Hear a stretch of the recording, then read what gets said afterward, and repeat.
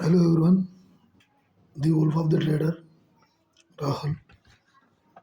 Today topic ఏంటంటే topic అనడే కంటే కొంచెం మేజర్గా మేము ఆలోచించాల్సిన సినారీ ఏంటంటే సైకాలజీ. ఏంటి బ్రదర్, ఏమన్నా డాక్టరా, మీరు ఏమన్నా సైకాలజీ గురించి చెప్తారు, ఏమన్నా మెంటలిస్టా, ఈ ట్రేడింగ్లో ఎందుకు సైకాలజీ వస్తుంది అని చెప్పేసి చాలామందికి, మోస్ట్ ఆఫ్ ది పీపుల్స్కి డౌటే ఉంటుంది. దీంట్లో సైకాలజీ ఎందుకు వర్క్ అవుతుంది బ్రదర్ అని చెప్పేసి చాలామంది కూడా అడుగుతారు. కానీ మేజర్గా చెప్పాలంటే సైకాలజీ అనేది 100 to 99% ట్రేడింగ్లో, ట్రేడింగ్ జర్నీలో గుర్తుపెట్టుకోండి, ట్రేడింగ్ జర్నీలో వర్క్ అవుతుంది. సో దట్ సైకాలజీ అనేది ఎంత ఇంపార్టెంట్, ఎంత కీ రోల్ ప్లే చేస్తుందంటే ఎంటైర్ మీ ట్రేడింగ్ కెరియర్ని ఆల్మోస్ట్ 90 to 29% అన్న అనకూడదు, ఆల్మోస్ట్ 92% కూడా మీ సైకాలజీ బేస్ చేసుకొని, దీన్ని బేస్ చేసుకొని మాత్రమే ఉంటుంది. That is the psychology. ఆ సైకాలజీ అనేది ప్రతి ఒక్కరికి ఒక్కొక్క విధంగా ఉంటుంది. ఒక్కొక్కరు మైండ్ సెట్ ఒకటి విధంగా ఉంటుంది. కొద్దిమందికి నచ్చినది, కొద్దిమందికి నచ్చదు. కొద్దిమందికి ఇష్టం ఉండేది, ఇష్టమైన థింగ్స్ ఇంకో మందికి లైక్స్ ఉండవు. ఆ సైకాలజీ గురించి మాట్లాడట్లేదు. ఒకరికి ఇష్టం ఉండి నాకు ఇష్టం లేదు అని చెప్పేసి ఆ తాడుతో మాట్లాడట్లేదు. నేను మాట్లాడేది మాత్రం సైకాలజీ గురించి. సైకాలజీ అంటే ఎట్లాంటి psychology? Stick on psychology. Stick on psychology అని చెప్పేసి నేను ఎక్స్పెషల్గా ఎందుకు చెప్తున్నాను అంటే, స్టిక్ ఆన్ సైకాలజీ అంటే ఒకదానికి స్టిక్ అయిపోవడం. అది ఏదైనా కానీ మల్టిపుల్ వేస్లో థింక్ చేయండి, లేకపోతే బ్రాడ్ వేలో థింక్ చేయండి, what ever is maybe you thinking about it the deep side. Psychology అనేది ట్రేడింగ్లో ఏ విధంగా వర్క్ అవుతుంది అని చెప్పేసి నేనైతే ఈరోజు అయితే దాని గురించి డిస్కస్ చేయడం అయితే జరుగుతుంది. బట్ కొంచెం మిగతా వీడియోస్ ఏం చూసినారో ఐ డోంట్ నో ఐదర్, నాకు అసలు తెలియదు. బట్ ఇది మాత్రం లిజన్ కేర్ఫుల్లీ, జాగ్రత్త వినండి. రిస్క్ మేనేజ్మెంట్, సైకాలజీ మేనేజ్మెంట్ అనేది రెండు ఈక్వల్గా ఉంటాయి. కాకపోతే రిస్క్ మేనేజ్మెంట్ కన్నా సైకాలజీ మేనేజ్మెంట్ ఇంపార్టెంట్. ఎందుకు బ్రదర్? రిస్క్ మేనేజ్మెంట్ చేస్తేనే కాస్ట్ కానీ 1:2 కానీ 1:3 కానీ బుక్ చేసుకోమని చెప్పి నువ్వు 1:4 కానీ బుక్ చేసుకున్నావు, ట్రయల్ చేసుకుంటూ వెళ్ళమన్నావు కదా, అది రిస్క్ మేనేజ్మెంట్ మీదనే డిపెండ్ అవుతుంది కదా అని చెప్పేసి మీరు అనొచ్చు. కానీ రిస్క్ మేనేజ్మెంట్ చేయగలుగుతాం, కానీ ఎంతవరకు, అది ఎంతవరకు అని చెప్పేసి ఎంటైర్గా ఎవరు చెప్పలేరు. సో దట్ ఏమొస్తుందంటే ప్రాబ్లం, 1:2 వరకే బుక్ చేసుకుందాం అని చెప్పేసి మన మైండ్ సెట్ చెప్తుంటుంది. అప్పుడు మనం ఏం చేస్తామంటే, మన మైండ్ సెట్ ఏం చేస్తుందంటే 1:1 కానీ ఆపేస్తుంది. That's the psychology. క్లియర్ కట్గా అర్థం చేసుకోండి. మనం ఎంతైతే రీచ్ కావాలనుకుంటామో, మనం ఎప్పుడైతే రీచ్ కావాలనుకుంటామో, ఫర్ సపోజ్ చెప్తాను చూడండి, మీరు 100 పాయింట్స్కి బుక్ చేద్దాం అనుకున్నారు, ఆల్మోస్ట్ 100 పాయింట్స్ దగ్గర బుక్ చేద్దాం అనుకున్నారు. కానీ ప్రాబ్లం ఏమైందంటే ఇక్కడ 100 పాయింట్స్ బుక్ చేద్దాం అనుకున్నారు, ఆల్మోస్ట్ 100 పాయింట్స్ బుక్ చేద్దాం అనుకున్నారు. అప్పుడు ఏమైంది? ఇప్పుడు 100 పాయింట్స్ బుక్ చేద్దామంటే అది మార్కెట్ మూమెంటం ఇస్తేనే మనం క్యాప్చర్ చేయగలుగుతాం. కానీ 100 పాయింట్స్ బుక్ అయ్యే సినారీ అనేది 100% ఉంది. క్లియర్గా ఒకటోసారి మీరు బాగా లిజన్ వినడానికి చూడండి. దీంట్లో ఒక డీప్ మీనింగ్ ఉంది. అప్పుడు ఏం చేసినారంటే ట్రేడ్ తీసుకున్నారు, 1 ట్రేడ్ అనేది తీసుకున్నారు. ఎగ్జిక్యూట్ చేసిన తర్వాత ఆల్మోస్ట్ ఎన్ని పాయింట్స్ బుక్ అయినాయి? ఒక 25 పాయింట్స్ వచ్చినాయి. ఇంకా రన్ అవుతూనే ఉంది ట్రేడ్ అనేది. 100% ప్రాబబిలిటీ అయితే ఉంది. మళ్ళీ మార్కెట్ అనేది ఇంబ్యాలెన్స్ ఉంది. ఆ ఇంబ్యాలెన్స్ దగ్గరికి మార్కెట్ వెళ్తుంది అని చెప్పేసి 100 to 100% షూర్ ఉంది. మీ మైండ్ సెట్ అనేది 100% షూర్ ఉంది. ఆల్మోస్ట్ 25 పాయింట్స్ వచ్చినాయి. అంటే ఎంత వచ్చినట్టు మనకి? 1:1 కూడా రానట్టే. అంటే 1:1 అంటే మనం 100% ఎక్స్పెన్స్ చేసినాం కాబట్టి 1:1 అన్నాం దాన్ని. 25% అంటే 1:1/4, అంటే 1/4 అంటే ఒక 1 రూపీ కాయిన్ ఉంటే దానిలో పావుల వంతు మాత్రమే మీరు తీసుకున్నారు. ఇంకా ట్రేడ్ రన్ అవుతూనే ఉంది. కానీ అప్పుడు ఏం చేస్తారంటే, మీ సైకాలజీ అనేది స్ట్రాంగ్గా లేనప్పుడు ఆటోమేటిక్ ఈ పొజిషన్ కార్డ్కే స్క్వేర్ అప్ చేస్తారు. ప్రాబ్లం ఎక్కడ వచ్చింది చెప్పండి? ఇక్కడ 100 పాయింట్స్ రీచ్ అయ్యే ప్రాబబిలిటీ ఉంది. 100 పాయింట్స్ రీచ్ అయ్యే ప్రాబబిలిటీ ఉండి మీరు ఒక ట్రేడ్ తీసుకున్న తర్వాత ఈ 25 పాయింట్స్ కానీ ఎందుకు బయటకు వచ్చేసినారు? సో దట్ అదే సైకాలజీ. సైకాలజీ అనేది పెద్ద కీ రోల్ ప్లే చేసే అవకాశం అయితే ఉంటుంది. చాలా టైమ్స్లో మీరు నమ్మినా నమ్మకపోయినా హ్యాజ్ యువర్ చాయిస్ అది. కానీ కీ రోల్ ప్లే చేసే అవకాశం అయితే మస్ట్ అండ్ షుడ్గా అయితే ఉంటుంది మార్కెట్లో. సో దట్ అది సైకాలజీ అంటే. ఒక్కసారి మీరు సైకాలజీలో ఒక 3 రూల్స్ అయితే చెప్తాను చూడండి. ఫస్ట్ రూల్ ఏంటంటే డివైడ్ చేస్తాను అనుకుందాం. ఫస్ట్ రూల్ ఏంటంటే ఏదైతే ట్రేడ్ తీసుకుంటారో అది క్యాండిల్ బేస్ కన్ఫర్మేషన్ ఇచ్చినా ఇవ్వకున్నా అది ఇవ్వాలి. క్యాండిల్ కన్ఫర్మేషన్ ఇచ్చి ఎంట్రీ తీసుకున్న తర్వాత రివర్సల్ కన్ఫర్మేషన్ కూడా ఇవ్వాలి. ఆ రివర్సల్ కన్ఫర్మేషన్ ఇస్తే ఎగ్జిట్ కావచ్చు, ఏం పర్లేదు. కానీ రివర్సల్ కన్ఫర్మేషన్ ఇవ్వకుండా కూడా మీ సైకాలజీ స్ట్రాంగ్గా లేక అక్కడే ఎగ్జిట్ కాకూడదు. ఫస్ట్ కండిషన్ ఏంటంటే మీరు ఏదైతే పొజిషన్ తీసుకుంటారో అది ఏదైనా కానీ పొజిషన్ తీసుకుంటారో ప్రాపర్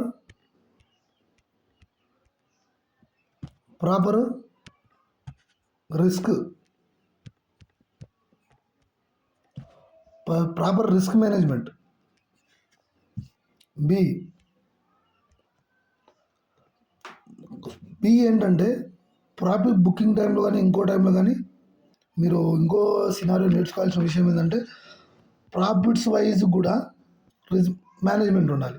రిస్క్ మేనేజ్మెంట్ కాదు, ప్రాఫిట్ మేనేజ్మెంట్లో మోస్ట్ ఆఫ్ ది సైకాలజీ మేనేజ్మెంట్లో మెయిన్ రోల్ ఏంటంటే ఇది రిస్క్ మేనేజ్మెంట్.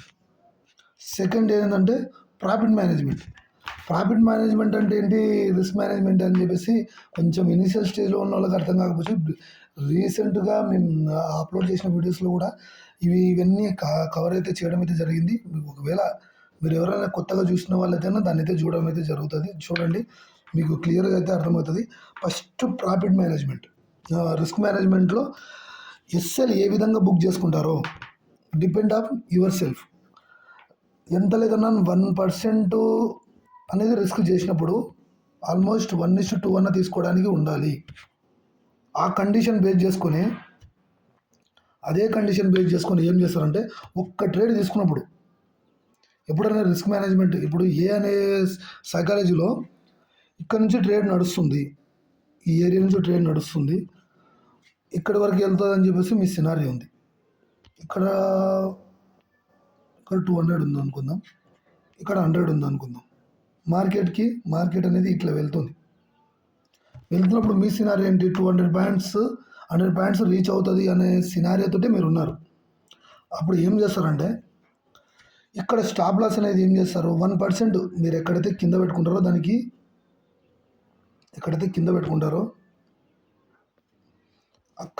ఇక్కడ 90 రూపీస్ దగ్గర స్టాప్ లాస్ ప్లేస్ చేసింటారు.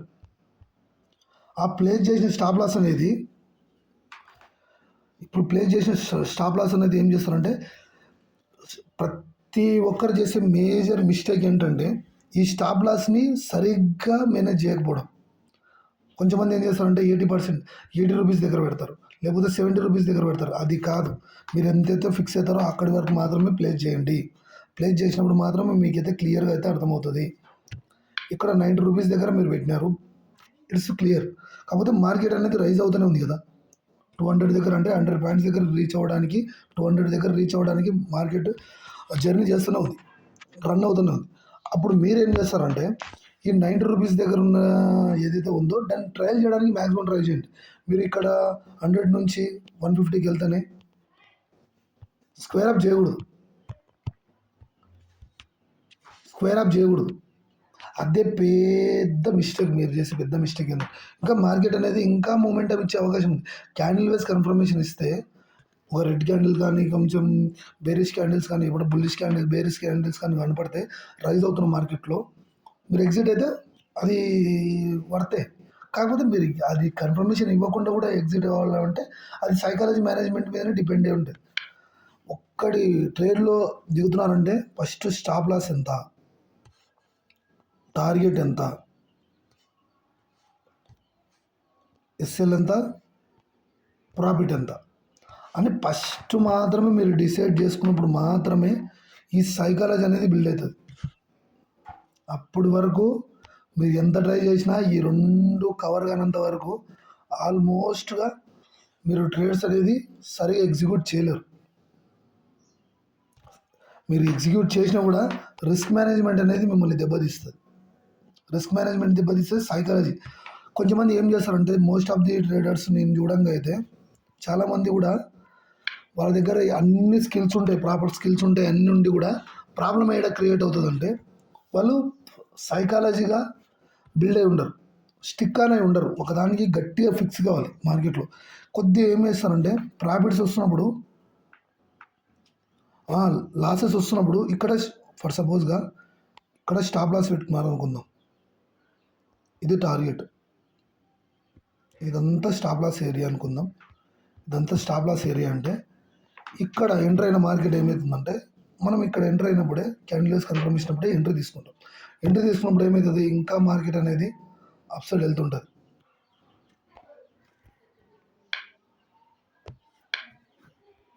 ఎలాగంటే ఇలాగ మార్కెట్ అనేది ఎంట్రీ అయ్యి క్యాండిల్ వేస్ కన్ఫర్మేషన్ ఇచ్చి బై సైడ్ ఎంట్రీ ఇస్తుంది. బై సైడ్ ఎంట్రీ ఇచ్చినప్పుడు ఏం చేస్తారంటే కొద్దిగా ప్రాఫిట్స్ కనపడతాయి. అంటే మార్కెట్ అనేది ఈ ఏరియాలో కనపడుతున్నంత వరకు ఇది ప్రాఫిట్ ఏరియా కదా, ప్రాఫిట్ ఏరియాలో కనపడుతున్నంత వరకు ఇక్కడ నుంచి రైజ్ అవుతుంటుంది. అప్పుడు ఏం చేస్తారంటే కట్ ఆఫ్ చేస్తారు. అంటే మార్కెట్లో మనం లాస్ ఇచ్చేటప్పుడు మనం 1000 రూపీస్ ఇస్తాం, దీనికి ప్రాఫిట్స్ వస్తున్నప్పుడు కూడా ఒక 1000 అన్న 1:1 అన్న ఎక్స్పెక్ట్ చేయాలి కదా.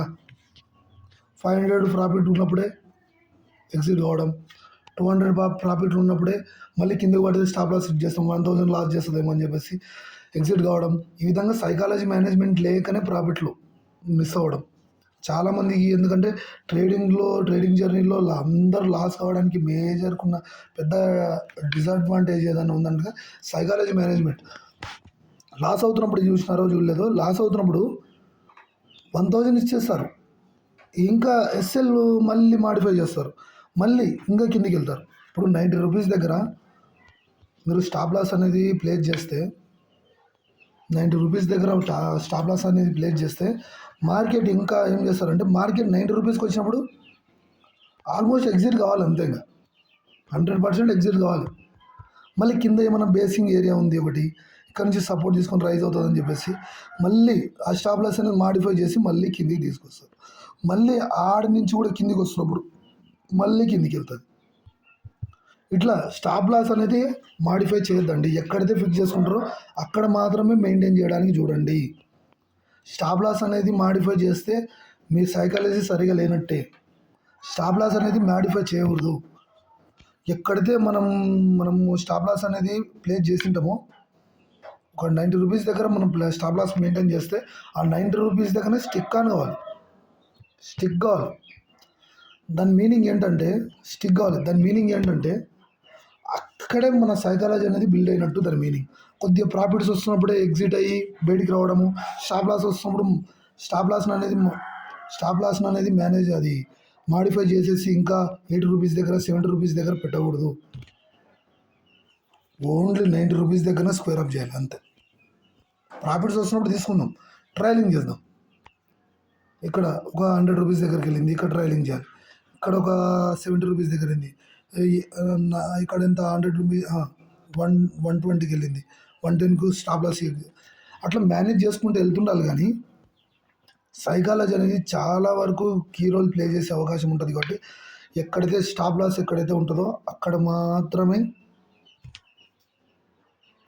మీరు ప్లేస్ చేసుకోవడానికి చూడండి. స్టాప్ లాస్ అనేది మాడిఫై చేయొద్దండి. ఫస్ట్ రూల్ మాడిఫై స్టాప్ లాస్ని మాడిఫై చేయొద్దండి, ఫస్ట్ రూల్ ఇది. సెకండ్ రూల్ ఏంటంటే ప్రాఫిట్స్ వస్తున్నప్పుడు తక్కువ ప్రాఫిట్కి అంటే లెస్ ప్రాఫిట్కి ఎగ్జిట్ చేస్తారు ట్రేడ్ని, అది చేయొద్దండి. ఇవన్నీ వన్ బై వన్ క్లియర్ చేస్తాను చూడండి. ఈ రిస్క్ మేనేజ్మెంట్లో మెయిన్గా రిస్క్ మేనేజ్మెంట్ అనేది చాలా కీ రోల్ ప్లే చేసే అవకాశం ఉంటుంది. కాబట్టి ఈ రిస్క్ మేనేజ్మెంట్ గురించి కొంచెం 4 రూల్స్ అయితే ఎక్స్ప్లెయిన్ చేస్తాను చూడండి క్లియర్ కట్గా. ఈ రిస్క్ మేనేజ్మెంట్ ఏ విధంగా చేయాలంటే,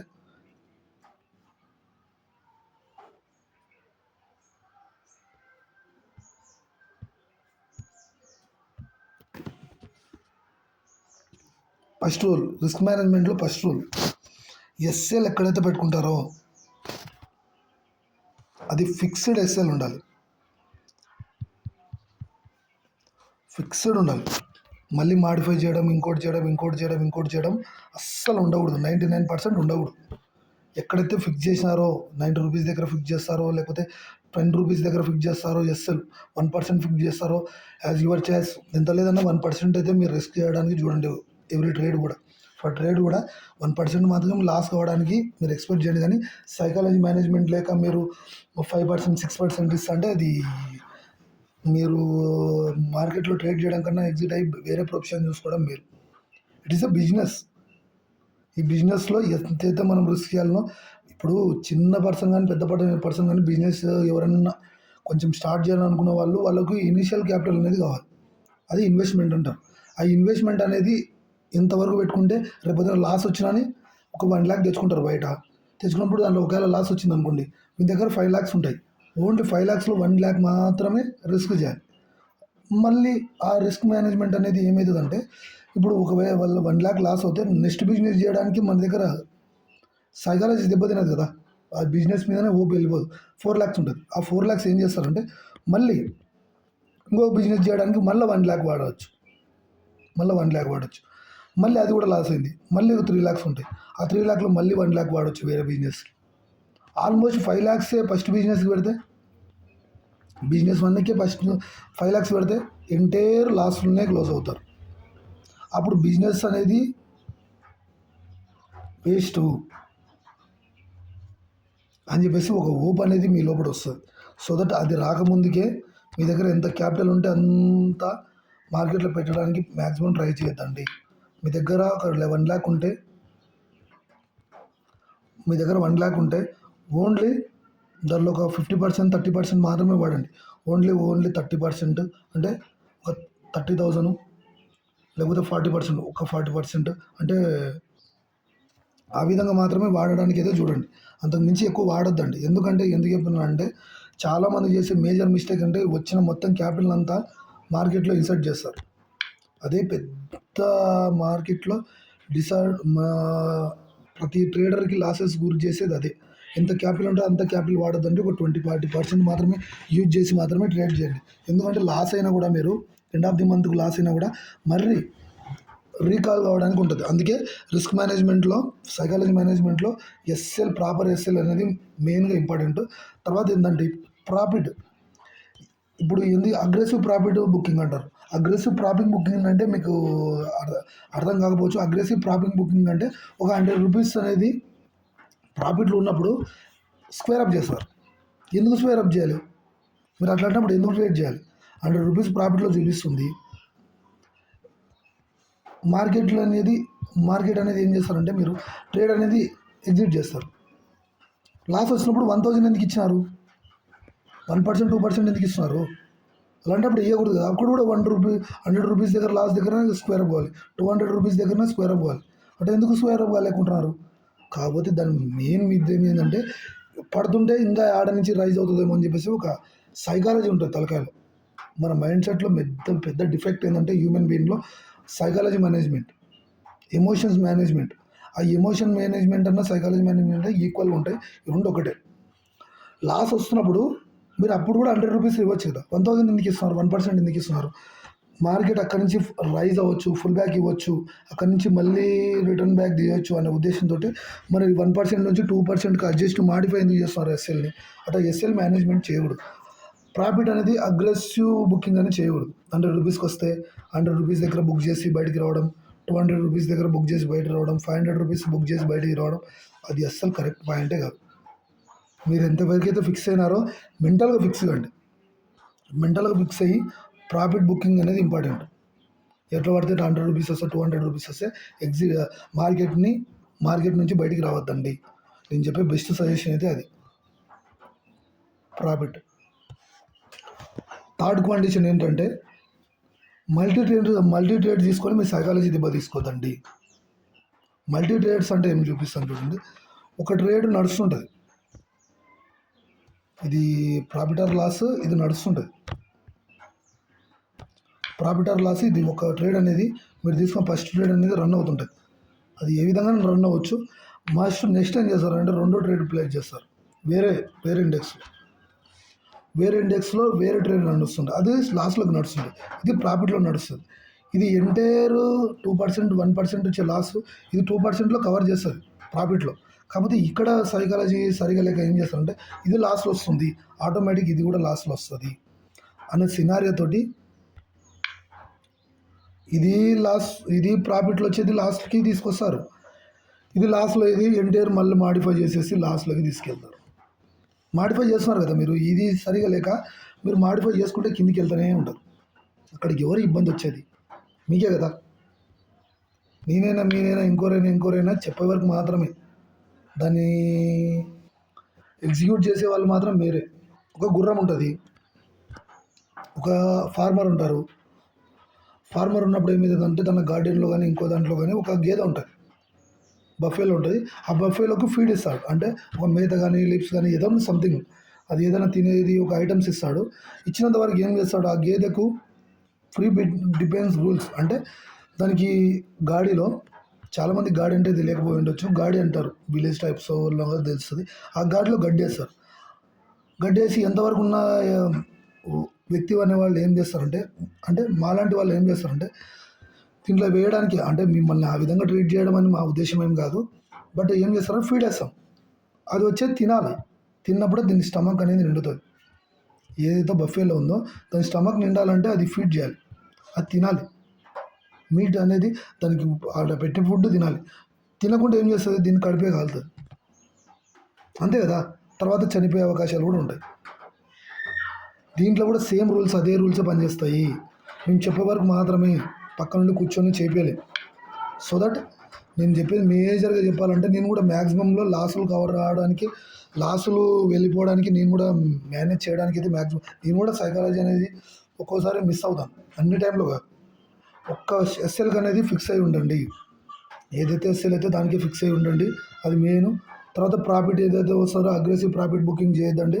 100 రూపీస్ వస్తారు, 200 రూపీస్ వస్తే మీరు 100 రూపీస్లో బుక్ చేస్తే మీ బ్రోకరేజ్ కూడా కట్టలేరు. బ్రోకరేజ్ ఒక 30%, 30 రూపీస్, 20 రూపీస్, 70 రూపీస్ కూడా మీరు పే చేయలేరు ఈ విధంగా బుక్ చేసుకుంటే. ఆల్మోస్ట్ ఎంత లేదన్నా 1000 అబోవ్, 2000 అబోవ్ బుక్ చేసినప్పుడు మాత్రమే ఎంటైర్ క్యాపిటల్లో మీకు సేవ్ అయిపోయి, అవన్నీ కట్ ఆఫ్ అయిపోయి, స్టాంప్ ఛార్జెస్ ఉంటాయి, బుకింగ్ ఇప్పుడు బ్రోకరేజ్ ఛార్జెస్ ఉంటాయి, అవన్నీ కట్ అయిపోయిన తర్వాత, జిఎస్టీ అవన్నీ కట్ అయిపోయిన తర్వాత మీ ప్రాఫిట్ అనేది 100 రూపీస్ వస్తే 100 రూపీసే మీకు నిలబడదు. ఓన్లీ మీకు నిలబడేది ఒక 70% మాత్రమే 100 రూపీస్లో, ఒక 60% మాత్రమే, 40% మిగతా మినాయింపులకు వెళ్ళిపోతుంది. సో దట్ అది. ఇంకోటి ఏంటంటే మల్టీ ట్రేడ్స్ చేయడం. ఈ మల్టీ ట్రేడ్స్ అవాయిడ్ చేయండి. ఒక ఇండెక్స్లో తీసుకుంటే ఆ ఎంటైర్ అనేది మీరు కొంచెం మంచి నేర్చుకున్న తర్వాత మీకు అర్థమవుతుంది. అప్పటి వరకు మల్టీ ట్రేడ్స్ మల్టీ ఇండెక్స్లో మీరు చేస్తున్న తర్వాత మీరు చేయొచ్చు కదా అని మీరు అడగచ్చు. కాకపోతే మేమైతే ఆల్గోస్ తోటి చేస్తాను, నేనైతే ఆల్గోస్ తోటి, స్కాల్పింగ్ ఆల్గోస్ తోటి అయితే నేనైతే ట్రై చేస్తాను. ఎందుకంటే రిస్క్ మేనేజ్మెంట్ అనేది హ్యూమన్ బీయింగ్ అనేది చేయలేరు. సో మల్టీ ట్రేడ్స్ అయితే చేయొద్దండి. ఫోర్త్ అండ్ మేజర్ ఏంటంటే సైకాలజీలో క్యాపిటల్, ఇది కూడా మెయిన్ రోల్కి. ఈ 4 అనేటివి మీరు మేనేజ్ చేయగలిగితే మాత్రమే మీ సైకాలజీ మేనేజ్ చేస్తున్నట్టు, లేకపోతే మీరు సైకాలజీ మేనేజ్ చేయనట్టే. ఈ ప్రాపర్ ఎస్ఎల్ మిస్ కాకపోయినా ఇబ్బందే, ఎస్ఎల్ ఫిక్స్ చేసి సైకాలజీ సరిగా లేకపోయినా ఇబ్బందే, సరిగా ప్రాఫిట్ బుక్ చేసే సైకాలజీ మీరు లేకపోయినా ఇబ్బందే, లేకపోతే మల్టీ ట్రేడ్స్ ఇవన్నీ చేస్తున్నా కూడా లాస్ట్ మల్టీ ట్రేడ్స్ చేస్తున్నా కూడా ఇక్కడ కూడా ఇబ్బంది. ఇవన్నీ ఎంటైర్ అన్ని బుక్ చేసి కూడా క్యాపిటల్ మేనేజ్మెంట్ చేయకపోయినా ఇబ్బంది. ఇవన్నీ సైకాలజీ బేస్ చేసినవి. ఒకటి ఉండి ఒకటి లేకపోయినా, ఇంకోటి ఉండి ఇంకోటి లేకపోయినా ఎంటైర్ మీ పైనే ఎఫెక్ట్ పడుతుంది. సో దట్ ఇది ఇంపార్టెంట్. ఈ 4 వేస్ అనేది 4 ఫిల్లర్ లాగా ఒక హౌస్ అనేది 4 ఫిల్లర్స్ లాగా ఉంటే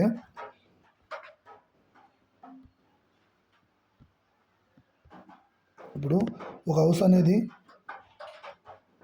4 పిల్లర్స్ పైన నాకు హౌస్ వేయడానికి రాదు బట్ సపోజ్ చేస్తున్నాను. హౌస్ ఇది ఉందనుకుందాం, ఇట్ ఈస్ ద హౌస్. ఇది హౌస్ అనుకుంటే ఇది 4 పిల్లర్స్ పైన బేస్ అనేది ఉంది, అంటే నిలబడింది. 4 పిల్లర్స్లో 1 పిల్లర్ తీసేది చూడండి, ఖచ్చితంగా ఫాలో అవుతుంది. దీన్ని తీసేది చూడండి. ఈ 4 పిల్లర్స్ అనేది సైకాలజీ అనే పార్ట్లో మెయిన్ కీ రోల్ ప్లే చేసేవి ఇవి. SL, aggressive profit booking, profit management. 4th multi trades avoid చేయడము. 4th థర్డ్ బాగా క్లియర్ కట్గా వినండి, కన్ఫ్యూజన్ అవ్వద్దండి. ఫస్ట్ ఎస్ఎల్ సైకాలజీ కరెక్ట్ ఉండాలి.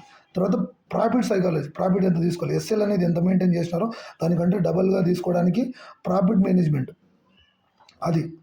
4th పిల్లర్ ఏంటి, థర్డ్ పిల్లర్ ఏంటి, మల్టీ ట్రేడ్స్ చేసి అవాయిడ్ చేయడం. మల్టీ ట్రేడ్స్ని అవాయిడ్ చేయండి. మీరు స్టాక్స్లో చేస్తుంటారు, తర్వాత స్టాక్స్లో చేస్తున్నప్పుడు స్టాక్స్లోనే చేయండి ఎండ్ ఆఫ్ ది డే వరకు కూడా. మళ్ళీ ఆప్షన్స్లోకి ఎందుకు వస్తారు? ఆప్షన్స్లో వేసుకుంటే ఆప్షన్లో కూర్చోండి, ఇండెక్స్లోనే ఇండెక్స్ చార్టే చూడండి. ఇప్పుడు ఇండెక్స్ చార్ట్లో ట్రేడ్ తీసుకున్నప్పుడు ఆప్షన్ చార్ట్, ఇప్పుడు స్టాక్స్ చార్ట్లోకి ఎందుకు వెళ్తున్నారు? ఏదైనా స్టాక్స్ ఎందుకు వాచ్ చేస్తున్నారు? చూడకూడదు. ఒకటే ట్రేడ్ని ప్లేస్ చేస్తున్నప్పుడు ఒకటే ట్రేడ్కి సంబంధించిన ఇండెక్స్లో మాత్రం చార్ట్ మాత్రం చూడాలి. అదే మల్టీ ట్రేడ్స్ మేనేజ్మెంట్ అంటే. 4th అనేది క్యాపిటల్ మేనేజ్మెంట్, క్యాపిటల్ సైకాలజీ. ఈ 4th పిల్లర్ అనేది కరెక్ట్ ఉన్నప్పుడు మాత్రమే ఈ 4th పిల్లర్తో ఇవన్నీ కంబైండ్ అయి ఉంటాయి. క్యాపిటల్ మేనేజ్మెంట్ కూడా చాలా వరకు కీ రోల్ ప్లే చేస్తుంది. ఈ పాయింట్లో ఏది సరిగా లేకపోయినా కూడా ఎంటైర్ అనేది మీ ట్రేడింగ్ కెరియర్ అనేది క్లోజ్ అవుతుంది. మీ ట్రేడింగ్ కెరియర్ అనేది ఫుల్ స్టాప్ పడడానికి అయితే ఛాన్స్ అయితే హయ్యర్ ఉంటుంది. సో దట్ మీరు మేజర్గా మీరు గుర్తుపెట్టుకోవాల్సింది ఏంటంటే ఈ 4 పిల్లర్స్ని సైకాలజీలో మీరు మైండ్లో ఫీడ్ చేసుకోండి. మైండ్లో ఫీడ్ చేసుకున్నప్పుడు మాత్రం మీకు మాత్రం రిజల్ట్ అయితే కనపడుతుంది మార్కెట్లో. అంతవరకు మాత్రము సైకాలజీ అనేది చాలా ఇంపార్టెంట్. ప్రాఫిట్స్ వస్తున్నప్పుడు తక్కువ ప్రాఫిట్స్ బుక్ చేసుకోవడం, లాస్లో వస్తున్నప్పుడు మాడిఫై చేసేయడం. లాస్ ఇప్పుడు 100 రూపీస్ దగ్గర ఉంటే మళ్ళీ 90 రూపీస్కి 70 రూపీస్కి ఇక్కడ నుంచి బౌన్స్ అవుతుందేమో, ఇక్కడ నుంచి బౌన్స్ అవుతుందేమో అని చెప్పేసి ఎక్స్పెక్ట్ చేద్దండి. ఎక్కడైతే స్టాప్ లాస్ మెయింటైన్ చేసినారో అక్కడికి స్టాప్ అయిన తప్ప అక్కడనే ఎగ్జిట్ కావాలి. ప్రాఫిట్ మనం ఎంతైతే అనుకుంటామో అంతవరకు మాత్రం వెళ్ళినప్పుడు మాత్రమే బుక్ చేసుకోవాలి. అది సైకాలజీ. 100 రూపీస్ ప్రాఫిట్ చూపిస్తున్నప్పుడు నెక్స్ట్ దాంట్లో ఒక 1000 రూపీస్ లాస్ అంటారు. నెక్స్ట్ ట్రేడ్ తీసుకున్నప్పుడు ఆ 1000 రూపీస్ రికవర్ చేయడానికి చూడండి. అంతేగాని 200 రూపీస్ వస్తే ఎగ్జిట్ అవుతారు. సో దట్ ప్రాబ్లం ఎక్కడ వచ్చింది? 100 రూపీస్ ఎప్పుడు కవర్ చేస్తారు? 5 ట్రేడ్స్ పడితే తప్ప 200 లాగా బుక్ చేస్తే తప్ప ఇది కవర్ కాదు. అట్టేటప్పుడు మరి ట్రేడ్ ఎందుకు చేయడం?